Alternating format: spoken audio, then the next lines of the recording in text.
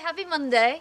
I've been watching a really good television programme recently, and I think it's called the Great British Interior Design Challenge, and in it the competitors go head to head to design a particular room better than the other people in the competition.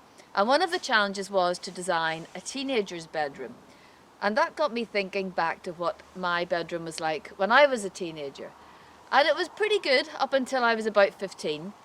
But then I decided to change it completely, and I went for pink wallpaper, bright pink, as bright as this coat, and little white hearts all over it. It was so not me at all. And why had I done that? Because I had a very cool friend, and she had got extremely cool older sisters, and all the boys loved them, and they were very girly, and they had this great place at their parents' house upstairs that was kind of like teenagers' paradise, and it had pink wallpaper with white hearts. Better wallpaper, I have to say, than the one that I ended up with. Mine was a sort of a cheaper version of theirs, but it was so cool. I wanted to be more like them. And so I changed my whole room around into something that was a million miles away from my personality to fit in, to be more like them. I'm not quite sure why I did it, but my room was still like that when I was about 30, when I went back to my parents' house, and it was so strange to look back at what I had thought I had wanted to be like and how much I was covering up what I really was. Rather than having pink wallpaper, I would have rather been out riding horses or up the field doing a nature trail or doing something tomboyish, and certainly not painting my nails in a pink room.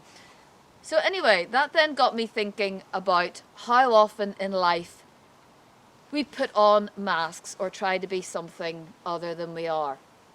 And I started to think further as well about people who are really successful. And I don't just mean people who are monetarily successful. I mean people who have achieved exactly what it was they set out to do. People just big figures, people like Muhammad Ali, Arnold Schwarzenegger, Marilyn Monroe, great politicians, great monarchs, brilliant scientists, whoever they are, people who really, really stand out in history as having achieved something.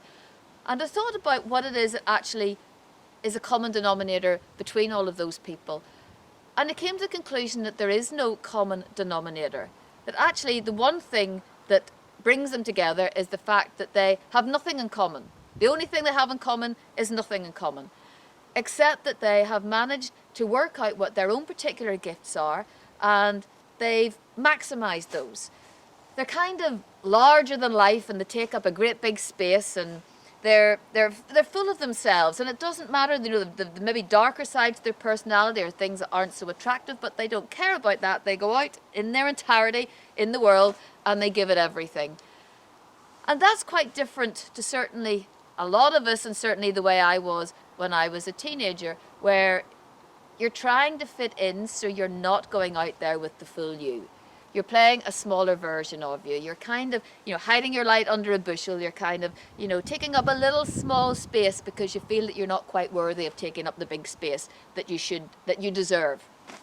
And then I started to think further. I thought, there's two times in our lives when we are totally ourselves. And one of them is when we get to be old, when we become a wrinkly. And at that stage in our life, we don't really care anymore. We're done with trying to put on masks or be accepted in every situation. And I think most people, when they get older, appreciate that they probably held back so much through the rest of their life. And it must be so exhilarating to finally kind of cast off those shackles of trying to please others and trying to be something other than you are, and drop all of the masks and the pretense. But unfortunately, many people only start to do that when they haven't got the energy to do an awful lot about it. And the other time that we're really good at being ourselves is when we're children. Up until about the age of 5, if you ask any kid in a schoolroom, who's the strongest, who's the cleverest, who's the bravest, they'll all be sticking their hand up. But if you leave that a few years and ask it again, perhaps when they're around about 8 years old, they all know who the fastest is, who the cleverest is, who the strongest is, who the prettiest is. And at that time in our lives, we start to lose confidence in who we are. We start to compare ourselves to others. We become more conscious of ourselves, and therefore we actually lose a certain amount of ourselves. We don't lose it, we cover it up. We try to put masks over the bits of us that we think aren't going to be so acceptable. We don't want to disappoint other people. We want to be more successful, and so we start to put on the masks. And my point with today's Happy Monday is to remind you that you are at your most successful, your most powerful when you can drop all of those masks and just be yourselves. I had a lovely email from Melanie. Melanie, I hope you don't mind me sharing this with everybody. No surnames. Melanie has always had a beautiful singing voice, and people have always told her she had a beautiful singing voice. But she didn't quite believe them, or didn't quite have the confidence to go out there and share it with many people. But this Christmas, she decided to take that big step out of her comfort zone, and she did a recording of a song for Christmas, and people loved it so much that it was on Facebook, and she got over 2,000 likes in a couple of days.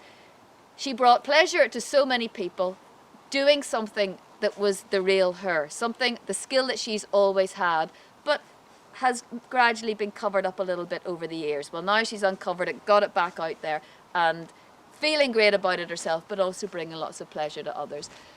So back to my point, you are definitely at your most powerful when you get back to being your real self. And my last point is, we spend our lives feeling like we're in a competition against other people. And the fact is, we aren't in competition with anybody else when we are embracing our own strengths and skills. Because when you're being yourself, there's no competition. There's nobody like you at all. And it is the one time that you can be yourself and there's no comparison to you whatsoever. So have a little think about, well, you can think about what your own teenage room was like for a start, and whether it was a true representation of you back then, or whether already as a teenager you were starting to do that, adapting yourself and trying to show a different side of you to the outside world, one that perhaps wasn't maybe quite congruent with who you were. And whether that type of thing has stayed with you through your life, if there's little things, strengths about you, your skills that you're hiding under a bushel, and that you could be getting out there and sharing with the rest of the world, and feel better in yourself as a result. So let me know what you think about that, and I look forward to hearing from you. Bye.